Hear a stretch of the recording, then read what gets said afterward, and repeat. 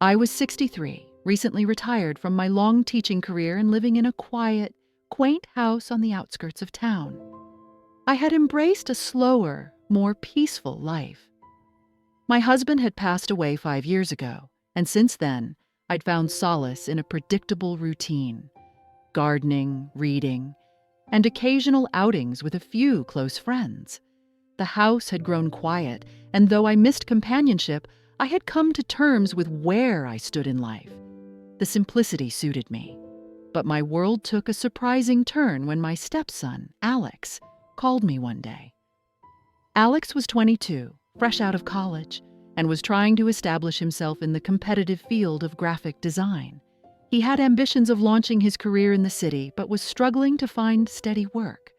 As a result, he was also having difficulty keeping up with his rent. I hadn't heard from Alex in a while. He hadn't kept in touch after his father passed, and we had never been particularly close. We got along fine, but there was always a sense of formality between us. When he called, his voice was hesitant, as if he didn't know how to approach what he wanted to say. "Hey, Mara," he began. "I know it's been a while, but I need to ask for a favor."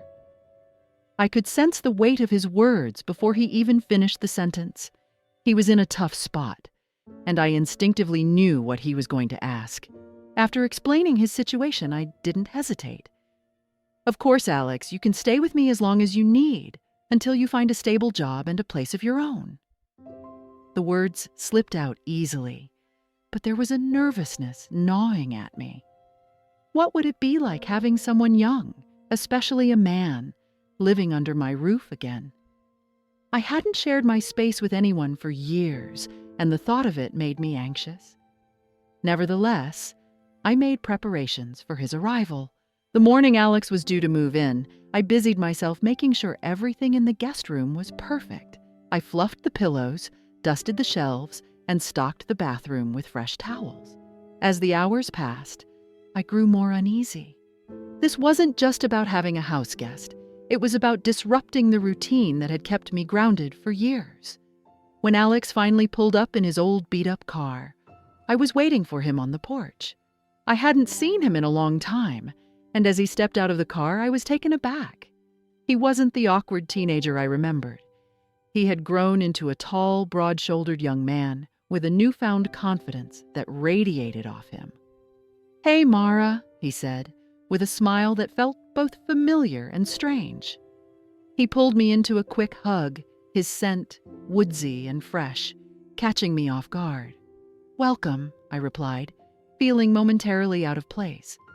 "I hope the drive wasn't too bad." "Not at all," he said, brushing it off casually. "Thanks for letting me stay here." Those first few days were quiet, almost uneventful. Alex mostly stayed in his room or went out looking for jobs. I made a conscious effort to give him space, not wanting to be the overbearing stepmother. But slowly, the house began to feel different. There was an energy that hadn't been there before, and I couldn't help but notice small things. The way Alex would smile at me across the dining table, or how he lingered in the kitchen, talking to me about his day. One evening, something unexpected happened. It was late, and I had gone to bed early as usual. The house was still and quiet when I heard the faint creak of my bedroom door. Groggy, I turned over to see Alex standing in the doorway. "Alex?" I mumbled, my voice thick with sleep. "Is everything okay?" He stepped further into the room, his tall frame silhouetted against the dim light from the hallway. There was something different in his posture, a vulnerability I hadn't seen before. I couldn't sleep," he said softly, walking closer to the bed.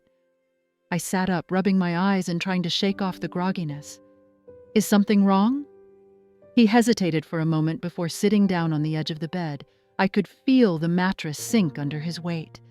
The space between us filled with an odd tension. "I don't know," he sighed. "I guess I'm just feeling a little lost." There was a rawness in his voice that tugged at my heart. For all his outward confidence, Alex was still so young, still figuring things out. Without thinking, I reached out and placed my hand gently on his arm, offering a small gesture of comfort. "You'll be okay," I whispered. "Everyone goes through rough patches." For a brief moment, our eyes met, and the air between us seemed to thicken. I don't know how else to describe it, but something had changed. I should have pulled away, should have said something to break the tension, but instead I let my hand linger on his arm a little longer than necessary. "Thanks, Mara," he said, his voice barely above a whisper. I nodded, unsure of what to say. He stood up slowly, his gaze lingering on me for just a moment longer, before turning and walking back to his room. As the door clicked shut behind him, I lay back down, my heart racing. I didn't know what to make of the moment we had just shared. Was I reading too much into it, or had something really shifted between us? The next morning, everything seemed normal. Alex was his usual self, chatting with me over breakfast about his job search and weekend plans. But I couldn't shake the feeling that something had changed. Every time we passed in the hallway, his hand would brush against mine, or he would look at me a second longer than he should have. These moments were subtle, but they were enough to make me question what was happening. Days turned into weeks, and the tension between us continued to build. One evening, a few weeks after Alex had moved in, we found ourselves sitting together on the couch, watching TV. As the show played in the background, we talked about everything and nothing. His job hunt, the places he'd been applying, the struggles of breaking into his industry. The conversation flowed naturally, but underneath it all, there was an undercurrent of something unsaid. At some point during the night, Alex's hand brushed against mine, and this time, neither of us pulled away. Instead, I found myself leaning into him, feeling his warmth against my side. It was a quiet, intimate moment, one that felt both right and wrong at the same time. We sat there for what felt like hours, the tension between us palpable. I knew we had crossed a line, one that couldn't easily be uncrossed. But there was a part of me, buried under years of loneliness and grief, that didn't want to turn back.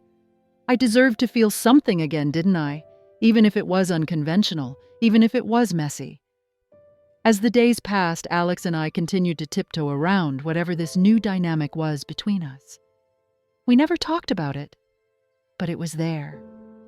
In the way we moved around each other, the way our conversations became more personal, more intimate. Then came the night. Everything changed. Alex had just returned from a job interview, a grin on his face. "I think it went well," he said, dropping his bag by the door. "They seemed interested.